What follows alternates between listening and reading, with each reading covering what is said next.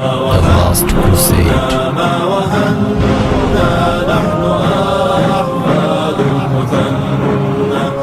ফজলে হাসান আবেদের ঘাড়ে ক্রুসেডের তলোয়ার।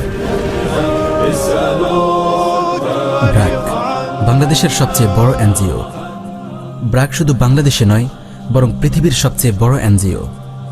বিশ্বের 14টি দেশে ব্র্যাকের কার্যক্রম বিস্তৃত এবং প্রায় 13 কোটি মানুষ ব্র্যাকের তৎপরতাভুক্ত। এখানে কাজ করে প্রায় 1 লক্ষেরও বেশি কর্মী, যার মধ্যে প্রায় 70,000 নারী কর্মী এবং 30,000 পুরুষ কর্মী। 1972 সালে ব্র্যাক প্রতিষ্ঠা করে স্যার ফজলে হাসান আবেদ, নাইট কমান্ডার বা কেসিএমজি। ফজলে হাসান আবেদের নামের শেষে লেখা হয় কেসিএমজি, যার অর্থ হল knight commander star of the order of saint Michael and saint George বা কেসিএমজি। ফজলে হাসান আবেদের নামের শেষে লাগানো এই কেসিএমজি শব্দটির সার্থকতা বুঝতে হলে আমাদেরকে ফিরে যেতে হবে আজ থেকে প্রায় 900 বছর আগের ইতিহাসে, যখন ইসলামের বিরুদ্ধে ইউরোপিয়ান খ্রিস্ট সাম্রাজ্য প্রথম ক্রুসেড শুরু করেছিল। পবিত্র জাজিরাতুল আরবের সীমানা পেরিয়ে ইসলামের পতাকা দ্রুতগতিতে ছড়িয়ে পড়ছিল ইউরোপের মাটিতে। 1095 সালে মুজাহিদ বাহিনী খ্রিস্টানদের শক্তিশালী দুর্গ কনস্ট্যান্টিনোপলের সীমানায় এসে পৌঁছায়। খ্রিস্টান সম্রাট অ্যালেক্সিয়াসের অনুরোধে রোমের ক্যাথলিক পোপ দ্বিতীয় আরবান 30,000-এর এক বিশাল বাহিনী নিয়ে মুজাহিদ বাহিনীকে প্রতিহত করে। এভাবেই শুরু হয় ইসলামের বিরুদ্ধে খ্রিস্টানদের ঐতিহাসিক প্রথম ক্রুসেড। আজকের দিনের ফজলে হাসান আবেদের মতো প্রত্যেক যুগেই এমন কিছু মির্জাফর ক্রুসেডারদের পক্ষে কাজ করেছে, যারা ক্রুসেডের তলোয়ার নিজের কাঁধে তুলে নিয়ে খ্রিস্টান বাহিনীর জন্য রাস্তা তৈরি করে দিয়েছে। এমনই কিছু মুনাফিকের সহযোগিতায় খ্রিস্টান ক্রুসেডার বাহিনী 1099 সালে ফিলিস্তিনের জেরুজালেম অর্থাৎ মুসলমানদের প্রথম কেবলা মসজিদুল আকসা দখল করতে সক্ষম হয়। এর প্রায় 40 বছর পর জিহাদের ময়দানে আবির্ভূত হন ইমামউদ্দিন জঙ্গি রহমাহুল্লাহ।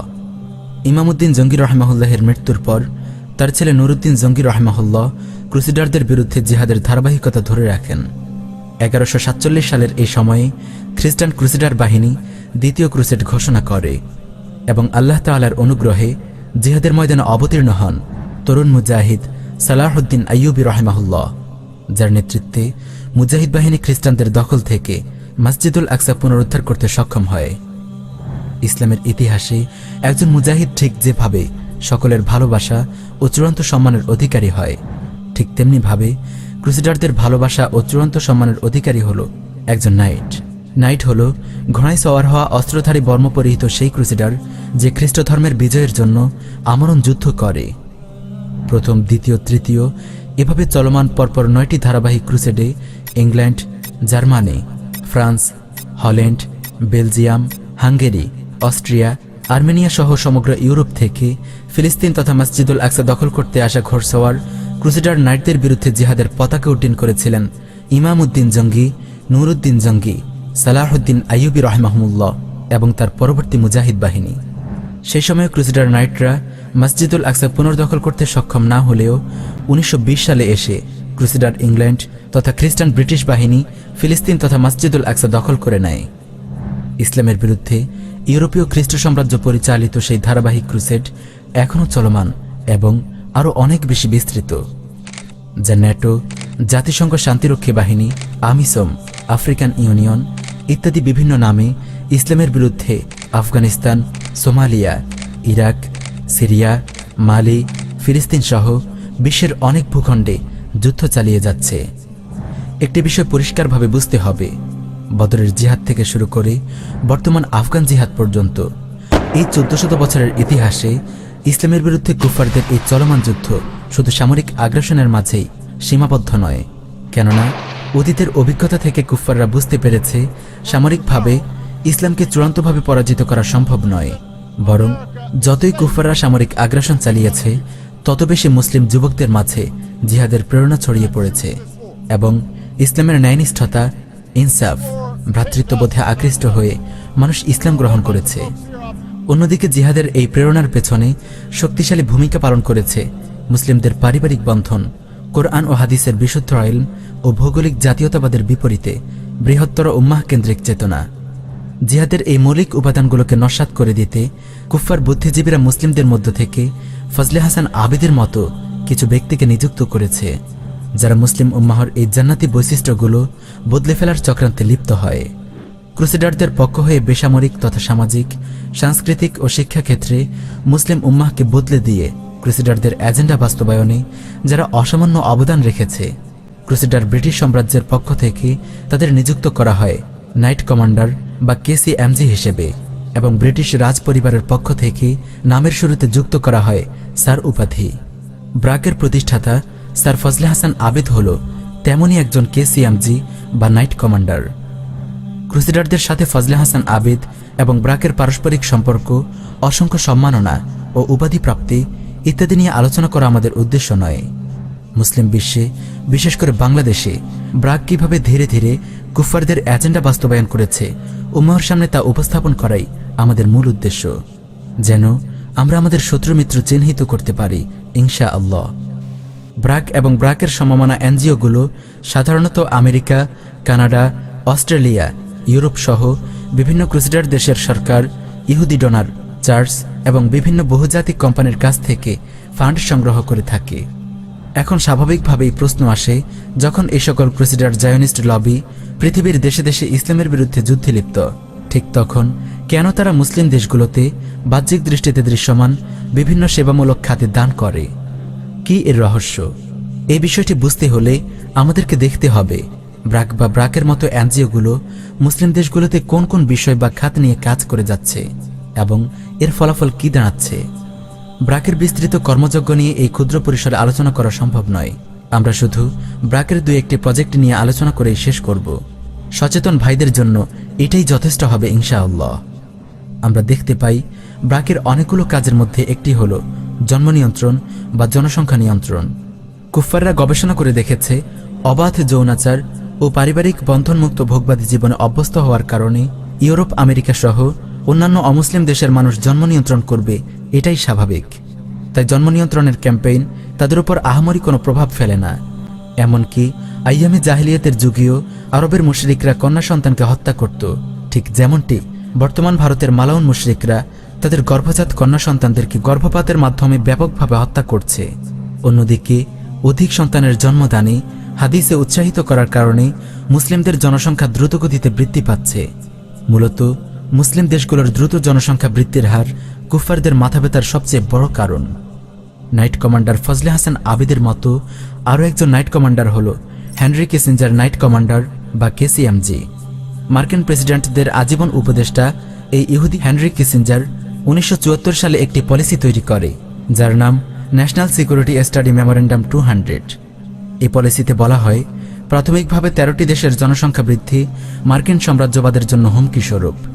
এই 13টি দেশের মধ্যে একটি দেশ হল বাংলাদেশ। সেই থেকে বাংলাদেশের জনসংখ্যা কমানোর জন্য মাস্টার প্ল্যান নেয় আমেরিকা, এবং এক্ষেত্রে তারা নিজেদেরকে আড়াল করে তৃতীয় পক্ষ বা নিউট্রাল ফেস তৈরি করে। ব্রাকের মতো যে অসংখ্য এনজিও জনসংখ্যা নিয়ন্ত্রণে কাজ করে যাচ্ছে, তারা হলো এই ক্রুসেডারদের নিউট্রাল ফেস। 1974 সালে 2 দিনের সফরে বাংলাদেশে এসেছিল ইহুদি হেনরি কিসিঞ্জার। সে সময় বঙ্গবন্ধুর সাথে আলাপচারিতায় হেনরি কিসিঞ্জার বলেছিল, জনসংখ্যা নিয়ন্ত্রণ অবশ্যই খুব গুরুত্বপূর্ণ বিষয়। বাংলাদেশে বিগত প্রায় 47 বছর ধরে ইহুদি রকফেলার ফাউন্ডেশনের অর্থায়নে মুসলিম জনসংখ্যা নিধনের এই গুরুদায়িত্বটি ব্রাক অত্যন্ত নিষ্ঠার সাথে পালন করে গেছে। এক্ষেত্রে ব্রাক এতটাই সফল যে 1972 সালে যখন বাংলাদেশে মহিলাদের সন্তান ধারণের হার ছিল গড়ে 6.9%, 2019 সালে এসে ধীরে ধীরে মহিলাদের সন্তান ধারণের হার কমে হয়েছে মাত্র 2.1%। 6.7 থেকে আমাদের এখন একজন মহিলা এখন 2.1 বাচ্চা নেন। এটা তো আমাদের একটা সাফল্য বলতে হবে। মুসলিম জাতির জনসংখ্যা নিয়ন্ত্রণের এই গোপন ক্রুসেড বাস্তবায়নের সহায়ক হিসেবে ব্রাক পাশাপাশি আরও কিছু প্রজেক্ট নিয়ে কাজ করে, যেমন ডায়রিয়ায় আক্রান্ত হয়ে শিশু মৃত্যুর হার কমিয়ে আনার লক্ষ্যে ঘরে ঘরে ওরসেলাইন তৈরি করা শেখানোর প্রজেক্ট, টিকাদান কার্যক্রম ইত্যাদি। এগুলো বাহ্যিক দৃষ্টিতে খুব ভালো কাজ মনে হতে পারে, এবং প্রশ্ন আসে, মুসলিম জাতির জনসংখ্যা নিয়ন্ত্রণের সাথে ওরসেলাইন এবং টিকাদান কার্যক্রমের সম্পর্ক কোথায়? এর উত্তর সরাসরি ব্রাকের প্রতিষ্ঠাতার কাছ থেকেই শোনা যাক। এটা মানে আমাকে খুব অভিভূত করেছে আসলে, যে আপনার সাক্ষাৎকারে পড়েছি, আপনার মুখ থেকেও আগে শুনবার সৌভাগ্য হয়েছে যে সেই 72 সালে যখন ওর স্যালাইন নিয়ে মানে একটা ঘরে ঘরে যাওয়া শুরু হলো, সেই ছোট্ট গ্রামেও কিন্তু আপনারা গবেষণা করেছেন, মানে গবেষক দল পাঠিয়ে দেখেছেন যে মহিলাদেরকে শেখানো হচ্ছে কিন্তু বাচ্চার ডায়রিয়া হলে সেটা বানানো হচ্ছে না। এটা আপনার মাথায় কেন এলো যে সব কাজকে আবার গবেষণা দিয়ে এক রকমের সমর্থন করতে হবে, সত্যি প্রমাণ করতে হবে? মনিটরিং, আসলে মনিটরিং করতে হবে যে আসলে কার্যকর হচ্ছে কিনা প্রোগ্রামটা।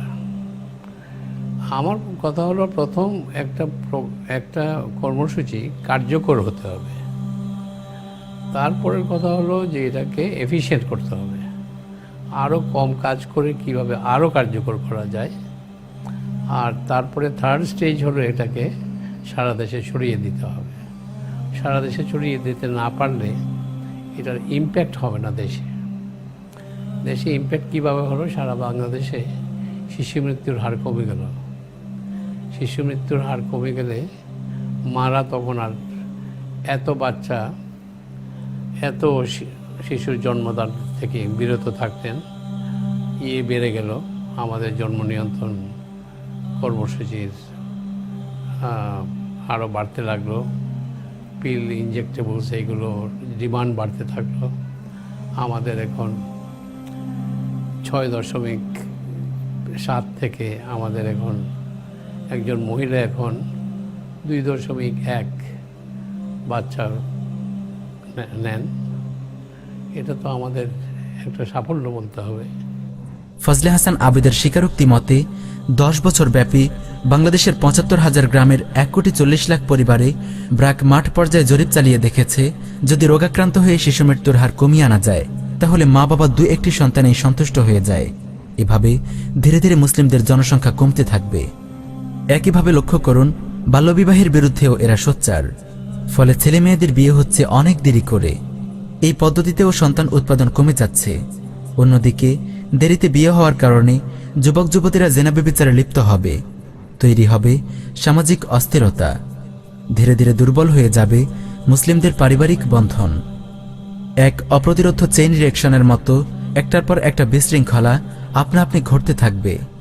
মহিলাদের স্বাবলম্বী করার অজুহাতে সুদের ব্যাপক বিস্তার, চাকরির মূল্য ঝুলিয়ে লাখো লাখো নারীর লাজ লজ্জা আর পর্দা ভুলিয়ে দেয়া, এসব আলোচনা নাই বা করলাম। মহিলাদেরকে ঘর বিমুখ করে চাকরিতে ব্যস্ত রাখার মাধ্যমে অধিক সন্তান জন্মদান থেকে বিরত রাখা এবং নিজের সন্তানদেরকে সহি তরবিয়ত থেকে বঞ্চিত করার এক সূক্ষ্ম ষড়যন্ত্র। বাংলাদেশের প্রত্যন্ত গ্রাম ও দেশের সার্বিক অর্থনীতির গভীরে শিকড় গেড়ে বসা ব্র্যাক এবং ব্র্যাকের মতো আরও হাজারো এনজিও মূলত তাগত গণতান্ত্রিক সরকার, বৈশ্বিক কুফার শক্তি এবং আমাদের নিষ্ক্রিয়তাকে পুঁজি করে ক্রুসেডারদের এজেন্ডা বাস্তবায়ন করে যাচ্ছে। এই গোপন ক্রুসেড থেকে উম্মাহর পরিত্রাণে এখনো কি জেগে ওঠার সময় হয়নি?